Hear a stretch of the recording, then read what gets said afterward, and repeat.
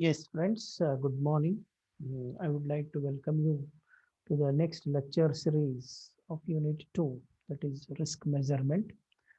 And this is the sixth lecture series that I'm conducting to cover the topics under Unit 2, risk measurement.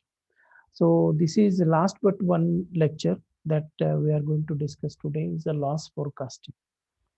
As all of you know, what is loss? In the first model itself, I have discussed what the loss is.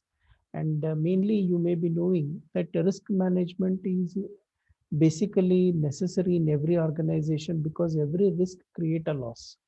Every risk create a loss. So if there is no loss, there is no need to manage the risk. There is no need to manage the risk. If there is a loss, then only we need to manage that particular risk. Say, for example, there is a risk of fire in the organization, and if the fire is creating the loss, then this fire has to be managed properly. Normally, when fire happens in the organization, it will damage the furniture, it will damage your stock of goods, raw materials, or take the life of the workers also. Depends on the severity of the fire.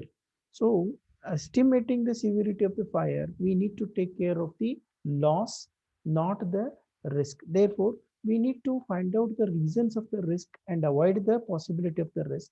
And even if it happens, then we need to forecast how much will be the loss. And to that extent, we have to have a strategies to manage this loss, either by financing or by what call as outsourcing, something like that, contract, transferring the risk, all that strategy we need to follow up. So the basic idea of every risk is to identify the possible loss. If the loss can be managed with the internal sources, we make an internal financing arrangement.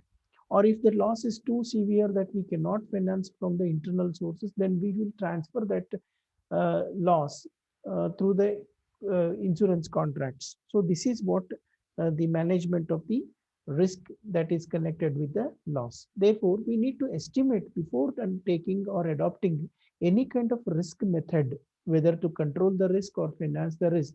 We need to first forecast how much would be the loss.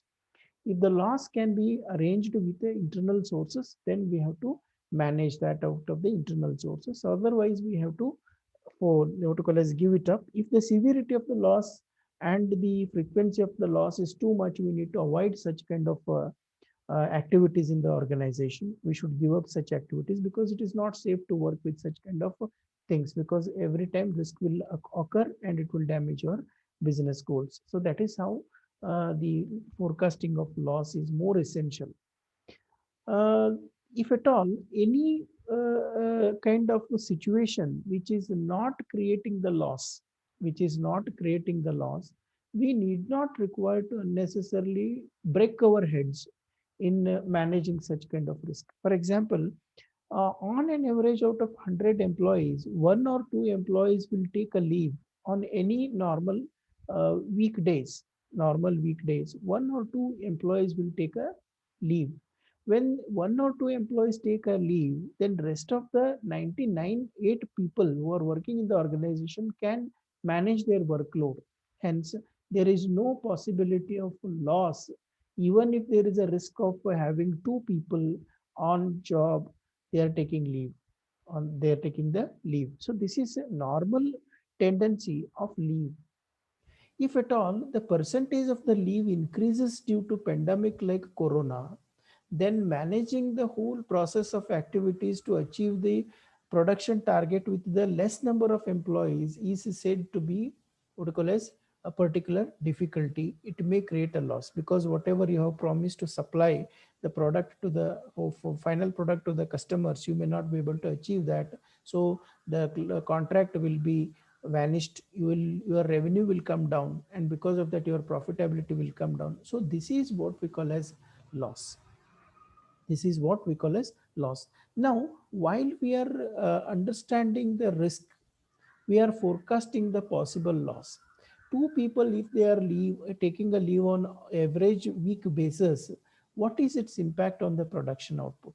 If 10% of the employees take, that is 10 people go on leave, 20% go on leave, what is its impact on the, how many months in a year where the employees absence is more than 50%?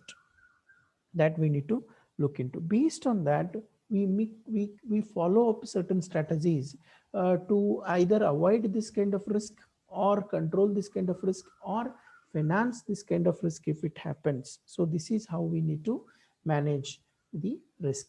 Therefore, loss forecasting is most essential. What is loss forecasting? Loss forecasting is an estimation of possible loss happening out of the risk that is going to occur. The first step in risk management is to identify the risk from which the possible loss occurs, and then analyze the severity and frequency of the losses. Following are some of the techniques of forecasting the loss. I think loss forecasting techniques you might have studied in economics or in the first year, some of the subjects, how the loss forecasting is being made. But once again, we will discuss it here with a risk approach, how loss forecasting can be done.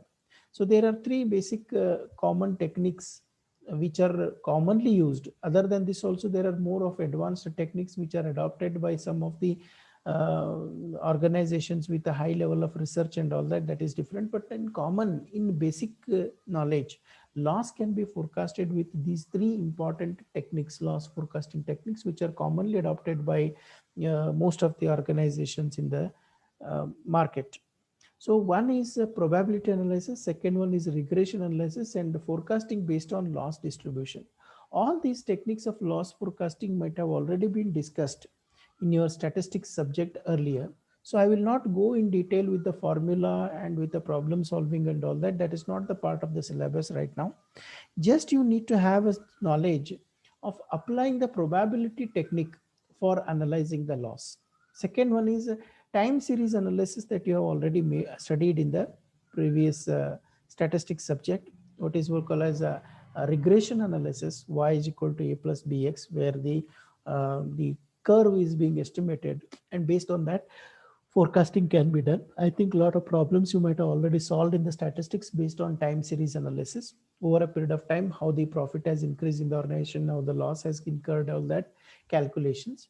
That also we will have a little discussion in this syllabus right now. And the third one is forecasting based on loss distribution. Another one is we are using certain kind of graphs or certain kinds of what we call as tools of understanding the history of the loss, how it has happened in the past, and that based on the tendency we can estimate the future. Now let us understand each one of them in detail. Probability analysis technique. In this technique, the estimation of the loss is based on past history of the losses. Probability in the sense, what possible loss, what are the loss happened in the last several years, and how much could be the loss happening, possibility of losses happening in the next year or future. Forecasting is always probing the future based on the past analysis. Forecasting is looking back and deciding the further. So based on the historical analysis, we can estimate the probability of the loss happening around. The probability factor is arrived at by analyzing the past tendency of the losses. Simple example that we can understand here is, for example, if an insurance company is insuring 100 houses in the locality, there are 100 houses in the locality, and it is observed that hardly 10 houses are found to be damaged in the last 10 years. 10 years, last 10 years, if you see, out of 100 houses, 10 houses are found to be damaged either because of earthquake or because of a storm, tempest and all that. 10 houses got affected. The probability of the loss would be the total damaged houses divided by total number of houses. That is equal to 10 houses divided by 100 houses. 10 houses are the damaged one, 100 are the total houses. So the probability of loss is 0.10, that is 10%. That is 10% of the loss is happening. Now, if you are charging a premium of rupees, if you are supposed to incur the compensation of 10,000 rupees per damaged house, in a year, you could be able to incur only 1 lakh rupees maximum expenditure or maximum compensation that you are supposed to pay. That is 10,000 into 10 houses. That could be 1 lakh rupees estimated expenditure or estimated cost or estimated loss that you are supposed to incur.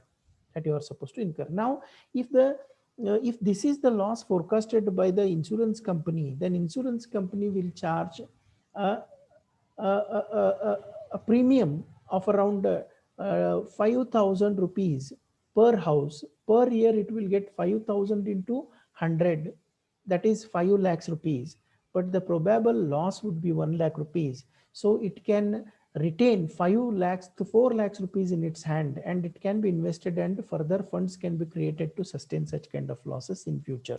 So this is how insurance companies will utilize this probability technique in analyzing the loss, and based on that they formulate certain strategies to forecast the few losses. So this is how probability technique of analyzing the loss.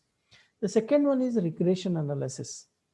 In this case, I will not make much detailed analysis of this regression technique.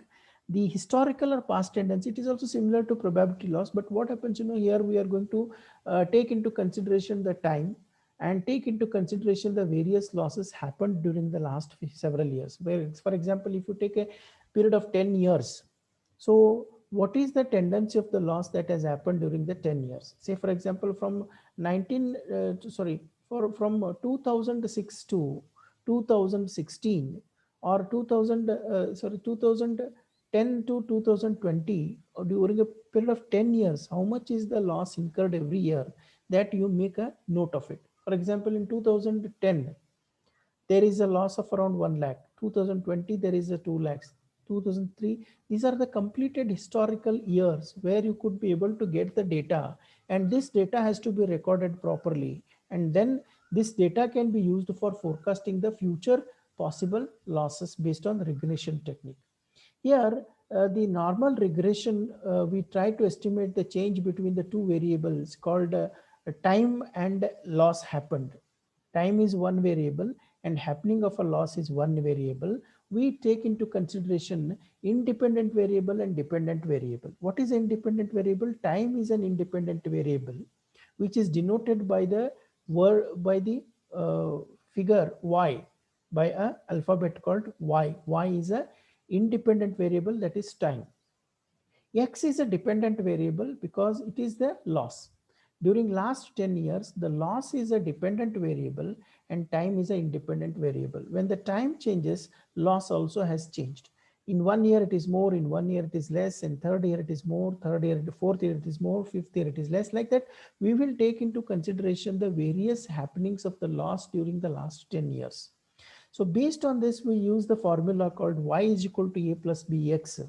B is the, A is the where in valuation, A is the variation unit and B is the constant unit. B is the constant. The difference between 2 years is always 1, because it is a constantly happening, whereas the difference in the loss happened, that is from 1 lakh to 2 lakhs, 2 lakhs to 5 lakhs, this is what we call as a variable loss. So A is a variable factor, B is the constant factor. We calculate the least square method by applying this kind of technique, and then we arrive at a particular figure that is called the what you call as a particular figure. If you multiply with the number of the years, you will get that particular year possible loss. This is what we call as regression analysis. It is an advanced technique of probability analysis.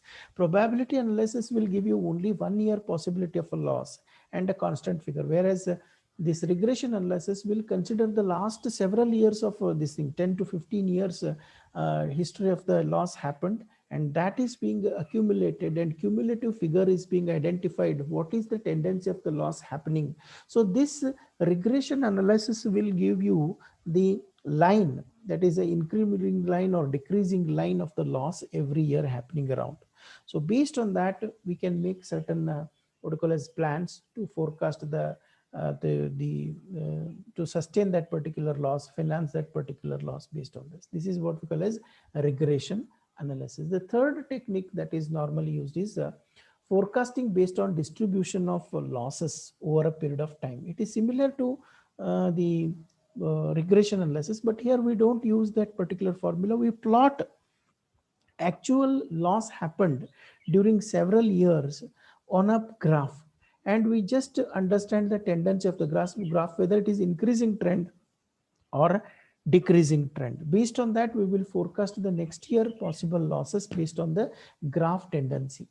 Based on the graph tendency. Normally what happens, the history, what has happened in the previous years is going to repeat in the future. That is the concept of forecasting the loss based on distribution of losses, because the factors which are responsible for incurring that particular loss are the same things which are happening in the future also. If those things happen, the same amount of loss could be incurred. That is what the estimation. It is a kind of a logic that people are applying for forecasting the loss. It is similar to regression analysis, but in this method, the past data is transposed on the graph and tendency of the loss is forecasted with the help of the graph.